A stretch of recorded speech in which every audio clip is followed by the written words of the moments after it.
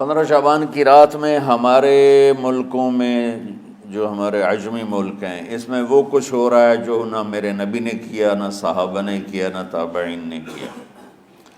عجیب و غریب عبادات گھڑ لی ہیں، عجیب و غریب اس کے اعمال بنا لیے ہیں اپنی طرف سے، اور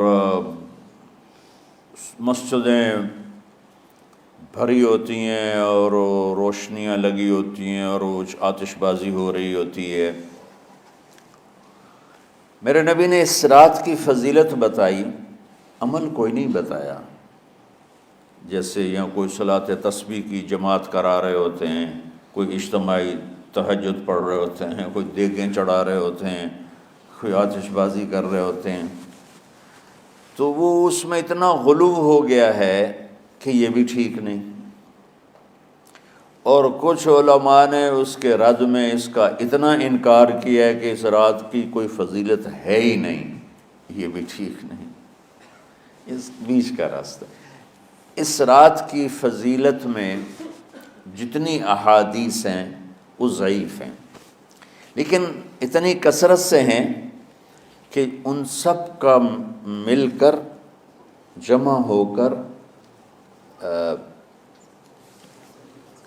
کم از کم وہ حسن لغیر ہی تک تو پہنچ جاتی ہیں۔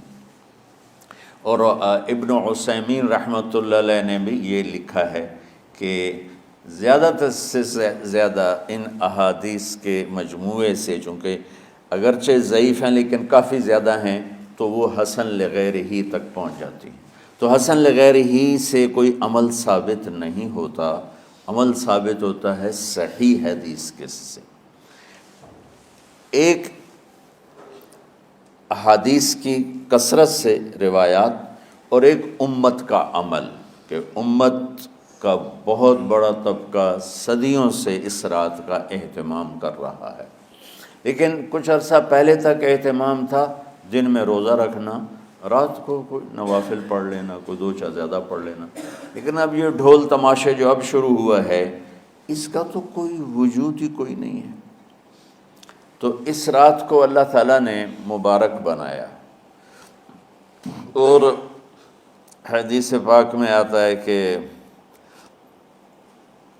اللہ تعالیٰ اس رات میں ساری دنیا کے لوگوں کی بخشش فرماتا ہے سوائے 5 آدمیوں کے۔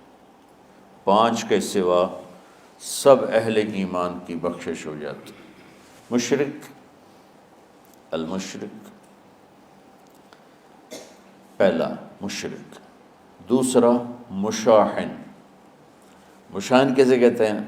دل میں بغض رکھنے والا، کینہ رکھنے والا۔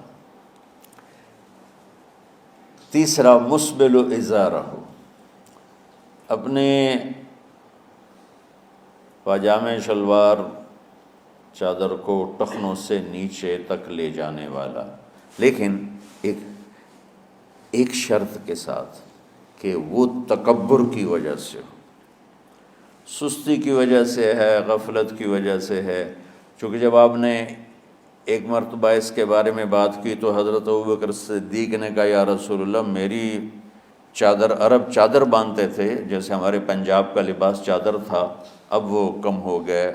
ہماری تو بزرگ عورتیں بھی اور مرد بھی سب چادر باندھتے تھے، شلوار کا تو کسی کو پتہ ہی نہیں ہوتا تھا ہمارے بچپن میں۔ یہ تو پھر آہستہ آہستہ جب تعلیم آئی تو شلوار دیہاتوں میں بھی اور شہروں میں عام ہو گئی۔ تو اگر وہ اس لیے لٹکا رہا ہے کہ طبیعت میں تکبر ہے، پھر اس وعید کا وہ حقدار ہے۔ اگر ویسے اس کی نیچے جا رہی ہے تو میرا مالک ایسا، وہ تو ہے ہی رحیم و کریم، ہے ہی رحیم و کریم، ہے ہی رحیم و کریم، صرف شلوار نیچے لٹکانے سے وہ اتنی شدید سزا دے۔ اگر اس کے پیچھے تکبر ہے، پھر ہے یہ تکبر نہیں ہے تو انشاءاللہ وہ اس سے محفوظ ہوگا۔ تو اپنی چادر کو لٹکانے والا، لیکن بشرط تکبر۔ کتنے ہو گئے؟ عاق لوالدیہ، ماں باپ کا نافرمان، نافرمان ایسا کہ دکھ دینے والا.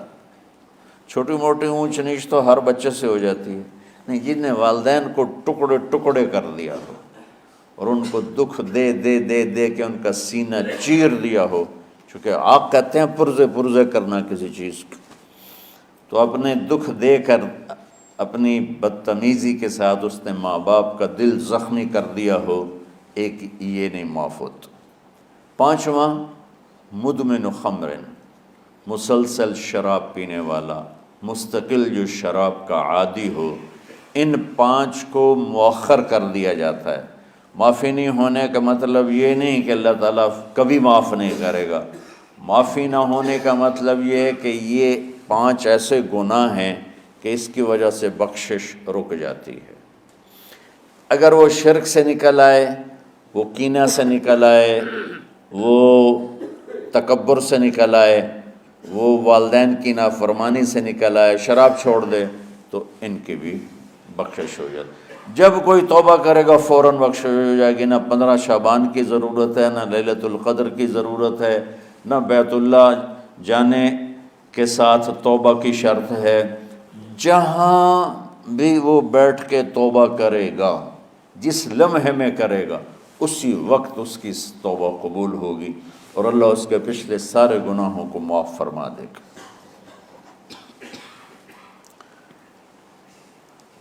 دن کا روزہ، رات کا قیام، زیادہ سے زیادہ قیام سے مراد نوافل ہیں، کوئی گھر میں پڑھ لے، کوئی مسجد میں پڑھ لے. نوافل، نفلی عبادات گھر میں ہی افضل ہوتی ہیں. میرے نبی سنتیں ہمیشہ گھر سے پڑھ کے آتے تھے. تہجد اپنے گھر میں پڑھتے تھے، مسجد میں نہیں پڑھتے تھے.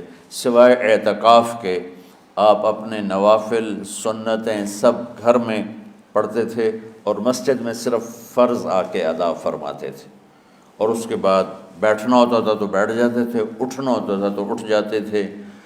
تو اعتدال اللہ کو ہر چیز میں پسند ہے. دنیا جو مختصر ہے اس میں کیسے پسند نہیں ہوگا؟ آخرت جیسے معاملے میں بھی اللہ ہم سے کہہ رہا ہے اعتدال، امتن وسطا. ایسے عیسائیوں کی طرح ترک دنیا بھی نہ کرو، یہودیوں کی طرح دنیا کے پیچھے نہ پڑ جاؤ. رزق حلال بھی کماؤ، اپنے بچوں کو بھی دیکھو، اپنے فرائض کو بھی دیکھو جو دنیاوی ہیں، اور اللہ سے بھی اپنا معاملہ ٹھیک کرو اور درست کرو. بعد کے زمانے میں صحابہ کے بعد سے ہی ایک انتہا پسندی امت میں آئی. ساری ساری رات جاگنا. فلاں بزرگ تھے، وہ رسے سے اپنے بالوں کو باندھ لیتے تھے کہ نماز پڑھتے پڑھتے جب نیند آئے اور جھٹکا لگے تو رسے سے بندھے ہوئے بالوں سے اس جھٹکے سے تکلیف ہو اور ان کی آنکھ کھل جائے اور پھر نفلوں میں شروع ہو جائے. ایک فلاں بزرگ تھے، وہ اپنے آنکھوں میں نمک کا سرما لگاتے تھے تاکہ آنکھیں جل جائیں، اس میں وہ جلن پیدا ہو جائے اور نیند اڑ جائے.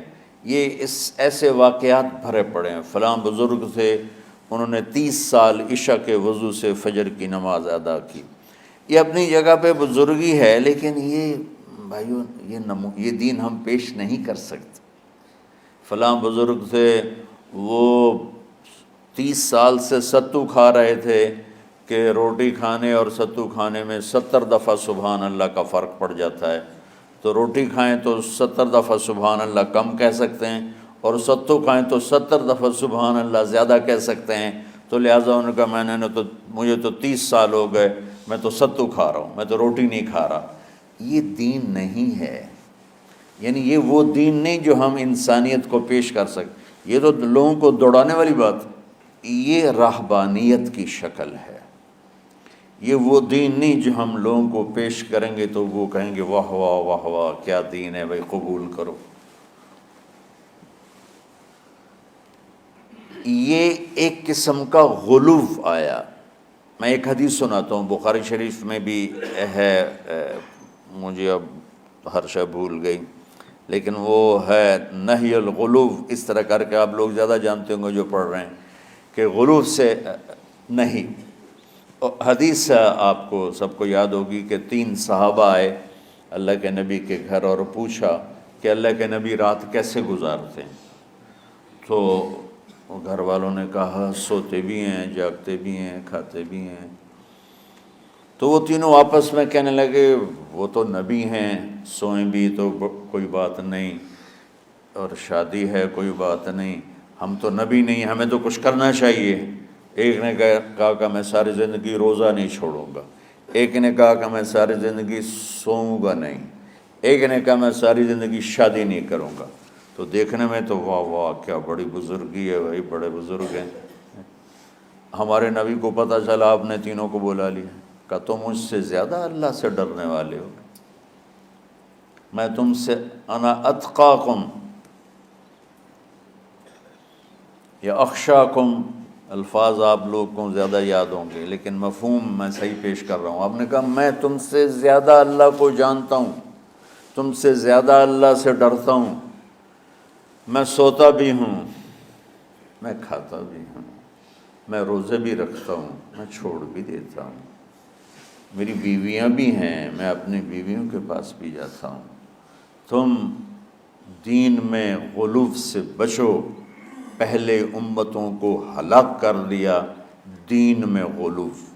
دنیا میں غلو یعنی انتہا پسندی، ایکسٹریمسٹ ہونا، دنیا ہو یا دین ہو، دونوں میں اعتدال بچو، اللہ تعالیٰ کو پسند ہے۔